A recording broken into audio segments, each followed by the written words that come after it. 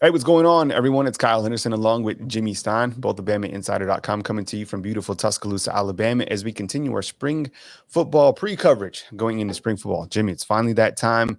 Let's jump right into it. There's a battle for the starting inside linebacker position with guys exiting out. Henry Toto, all the things that he did here at Alabama, but now it's a spot to talk about. Let's dive right into it. Inside linebackers with Jimmy Stein of Bama Insider. Yeah, real excited to see what happens this spring. And there's so many guys competing for these two spots, Kyle, that I think the battle is certainly going to extend into fall camp. I don't think it'll be settled this spring. There's too many new guys, too many bodies. But let's talk about him. Deontae Lawson is returning. He was a co-starter a year ago. When he's been healthy and on the field, I think he's flashed big-time next level ability. I love his athleticism. His ability to play in coverage is outstanding. What he also is naturally, and boy, this defense really needs it. He's a leader. I think that he just showed up with leadership skills. I think he's just kind of a guy born to do this, to play in the middle of the defense, make the line calls. He's a modern new age linebacker. And by that, I mean, even though he plays inside, he's not an old school Reuben Foster kind of thumper. I mean, this is a guy who plays in space. He plays sideline to sideline. He can rush the passer or drop in coverage. He can play the run or the pass. Just a real versatile, new age, smart kid, good leader. I think Deontae Lawson will end up being sort of the alpha dog of the group. But even though he's even though this is his third year in the program, he hasn't played a ton. Both seasons at Alabama have been affected by injuries. His freshman year, he redshirted because he was hurt. And then this past season, he split time with Jalen Moody, probably would have had more starts and played more snaps had he been healthy the entire time. The good news is when he's healthy, he's great. He played his best game of the year, I feel, against Kansas State in the Sugar Bowl. That's when he was finally healthy again. And then we got to see the real Deontae Lawson. I think we'll see an even better Lawson this season. I feel he'll get one of the two spots. But the fact of the matter is, and since he's sort of the veteran of the group, that shows kind of how young and inexperienced this group is, unless the guy starting next to him is Trez Marshall, new name to Alabama fans, but he's not a new name to the SEC. This is a guy that's entering year 4 in the SEC. He spent his first 3 seasons with the Georgia Bulldogs. He was not a starter. He was a part-time player at Georgia. Like Lawson, has dealt with a lot of injuries in his career, now healthy, ready to go. He's going to have to transition this spring, Kyle, to Alabama's system, learn the scheme, learn the terminology, get some chemistry going, playing alongside Lawson and the others. But if he's healthy, this situation reminds me a lot of the Jalen Moody situation last year, where Moody was an Alabama guy, but he went into the portal. We had to recruit Moody out of the portal because we felt like we needed some veteran presence at inside linebacker. That's exactly what's happened here with Trez Marshall. They needed a veteran presence at inside linebacker, and here's a guy that's been playing in a system like Alabama's. Let's remember how fast Henry To'oTo'o from Tennessee, he made a quick transition here because he had played in a real similar defense at Tennessee. Same thing with Trez Marshall. I think the transition will be quick. Will he have a starting spot? I think so, but he's going to have to hold off the following guys, and there's a little bit of a list of them. JUCO inside linebacker Justin Jefferson. He's new from junior college, but obviously you don't recruit junior college guys to sit on the bench and redshirt. You recruit junior college guys to compete for starting positions right away. Sean Murphy is a returning sophomore. He played some even with the first team down the stretch in 2022. Jahad Campbell, 5-star, couldn't be more highly touted. He's entering year 2. Kendrick Blackshire entering year 3. And he's been a great player on special teams, has yet to make an impact on defense. But Kyle, the starters need 2 of them. It could be 2 of any of those 5. I think it'll be Lawson and Trez Marshall eventually, with Justin Jefferson, the JUCO, knocking on the door.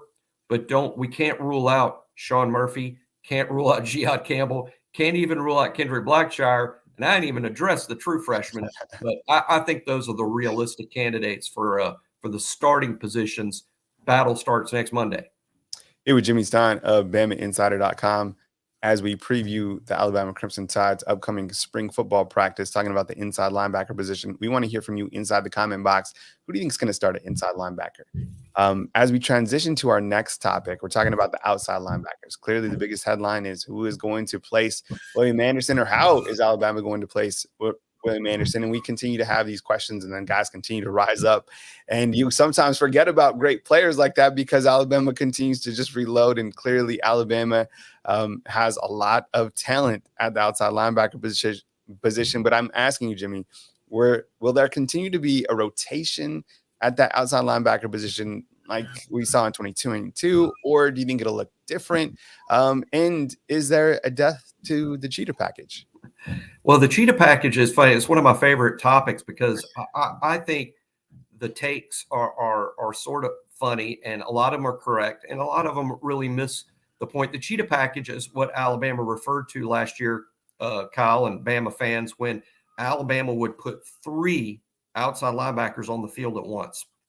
This wasn't meant to so much confuse the offense as it was to just get your best 11 guys on the field in pass rush situations.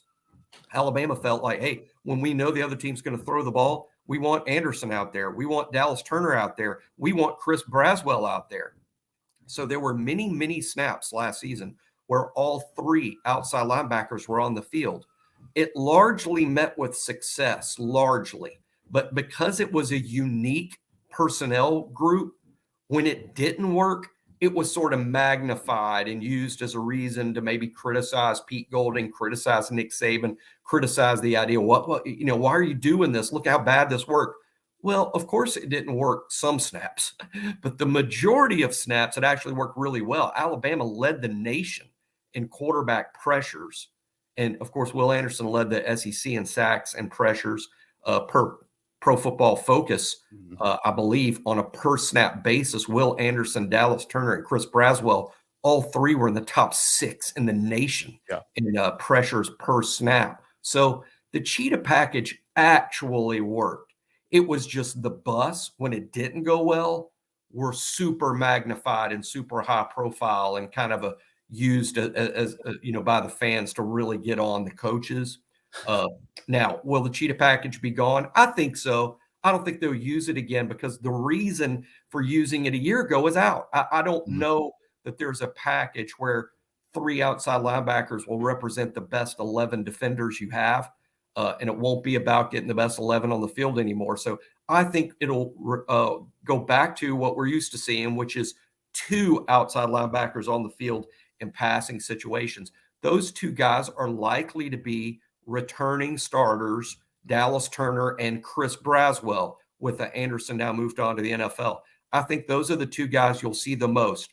But I am going to make a prediction, and this is pretty bold. All right, love it. Considering the amount of talent Alabama has at outside linebacker and even veteran talent, I can foresee, even though we won't arrive to this summer, freshman Keon Keeley coming in and sort of being a third outside linebacker, or at least a guy we see substitute in on those 3rd and longs and in the dime packages when it's 3rd and 12 and you're trying to put your best pass rushers on the field.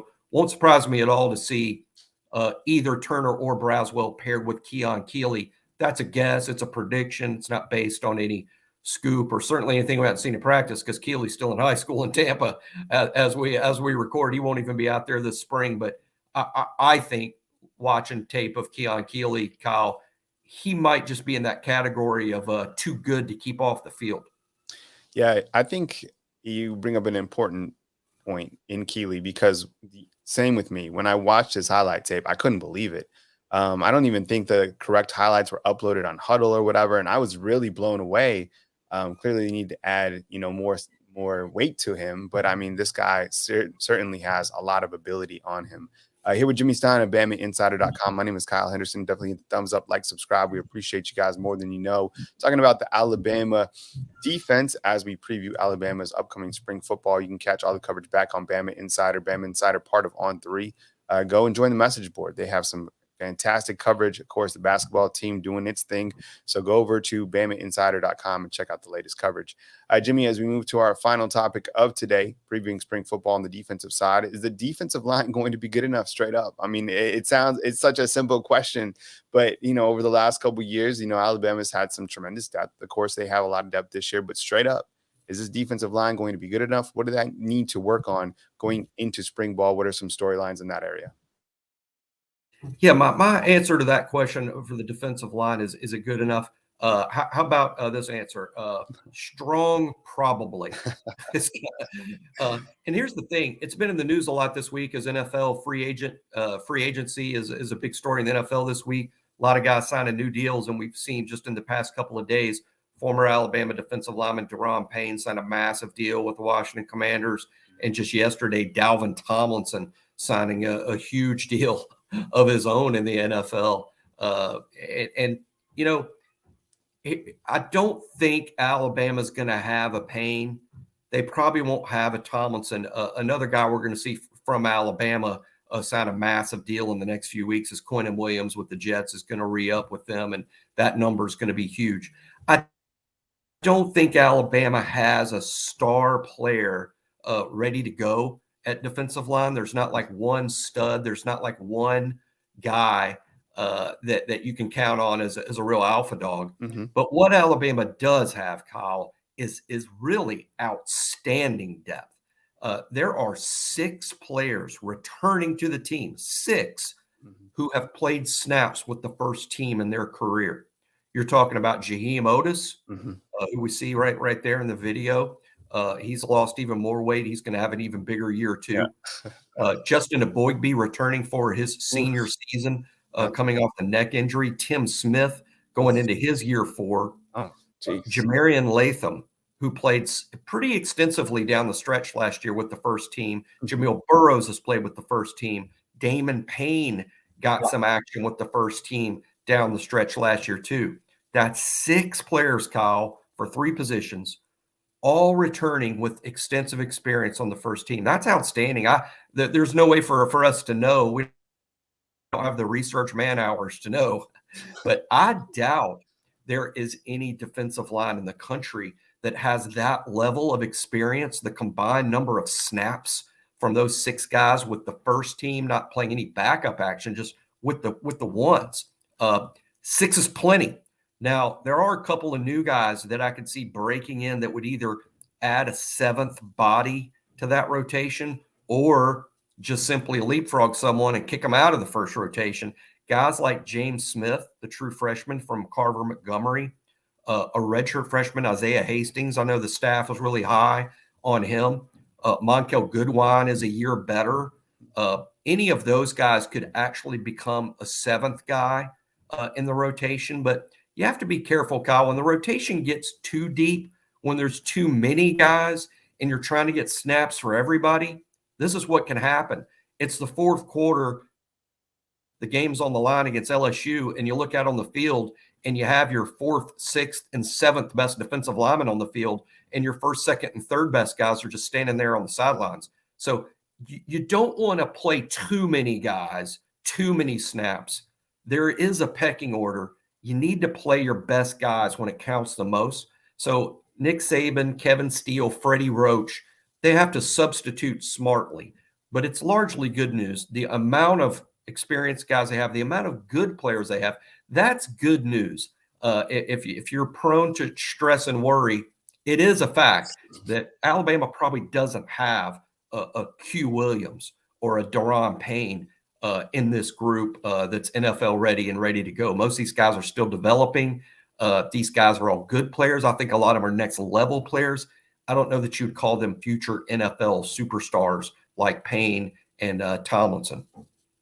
Here with Jimmy Stein of BamaInsider.com, just a couple of days away from Alabama's spring football practice. You can catch coverage right here on our YouTube channel, Alabama Football, or you can go to On3 Bama Insider. Got a ton of coverage leading up to spring football. Of course, we have basketball coverage as well as Alabama, a number 1 seed, historic run. We've been covering that. You can check out all the coverage back at BamaInsider.com. Go check out the message board. Plenty of topics to cruise through. It's a fun atmosphere to be a part of. You know that On3 is the place to be, so go check it out. I'm Kyle Henderson. He's Jimmy Stein. We'll be back tomorrow with Clint Lamb as we continue to lead up to Alabama's spring football practice. Be good people, stay safe, and we'll catch you soon right here on BamaInsider.com. Hey, what's good, fam? It's Kyle Henderson. Thank you very much for watching this video. Check out our other related content right here on Bama Insider. Be sure and like and subscribe, inching closer to 100,000 subscribers right here on Bama Insider.